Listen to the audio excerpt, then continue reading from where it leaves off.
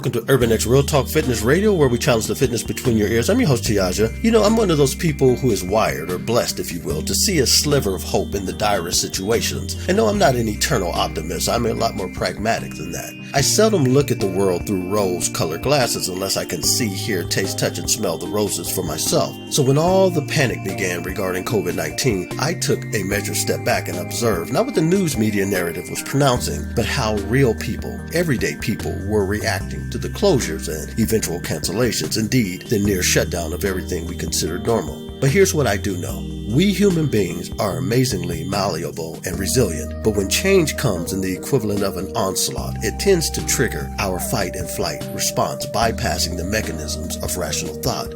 So we panic full throttle. To use a Monopoly metaphor, we do not stop at go and collect the $200. We go straight to jail, at least hypothetically, in the recesses of our minds. So for weeks on end, our survival instincts, they kick in and we begin to view life through the faint lens of self-preservation. And so we hoard food and we convince ourselves that every sniff or cough is a sure sign we have COVID-19, even though we are otherwise asymptomatic. Under such duress, we forget ever so quickly how a cough or sniffle are normal telltale signs of possible allergens in the air, and thus our body is doing its job to expulse them from our systems. And then there's the new normal, introduced into the American lexicon called social distancing. Now, although it's possible to remain 6 feet apart, most Americans hate math, and so the very thought of measuring one's distance for any reason seems a bit excessive, if not utterly ridiculous. After all, how many Americans can tell you what the Earth's distance is from the sun?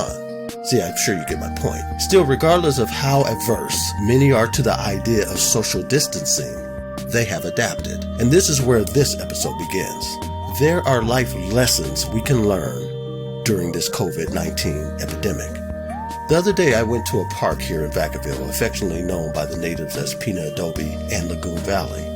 I'm not going to waste your time to discuss Lagoon Valley. It's 470 acres of lake, wooded areas, and unspoiled hiking trails, but instead attempt to describe to you what I saw. To my surprise, there were hundreds of people there. In fact, hundreds of cars lined the frontage, back roads, and the parking lot itself, which is fairly large, was completely sold out. There were families galore.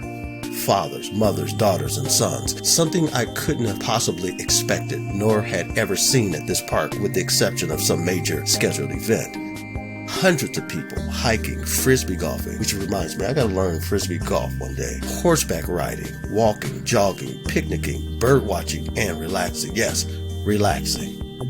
On this show, I've often talked about how and why Americans lead the developed nations in the abuse and use of sleep aids and antidepressants. They don't and can't sleep as a result of a hyperactive mind and stress, and thus they are more susceptible to disease, including psychological and emotional ones like depression. But here were hundreds of people enjoying the day and each other, self-medicating and regenerating their immune systems underneath the heat of the sun and the warmth of laughter and hugs. Yes, some failed to maintain a safe social distance, but who was there to measure and who cared?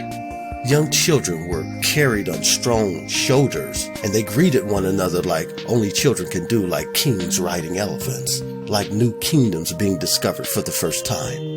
No one was donning a mask. In fact, from my vantage point, it seemed as if that was the first time that many have actually removed their masks. It was why they had come in such numbers to begin with, to remove their masks and settle into this new reality that COVID-19 had visited upon us.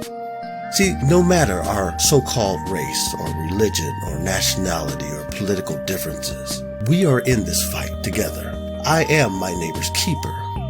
And from what I could see, 6 feet apart was a significant improvement from being miles apart.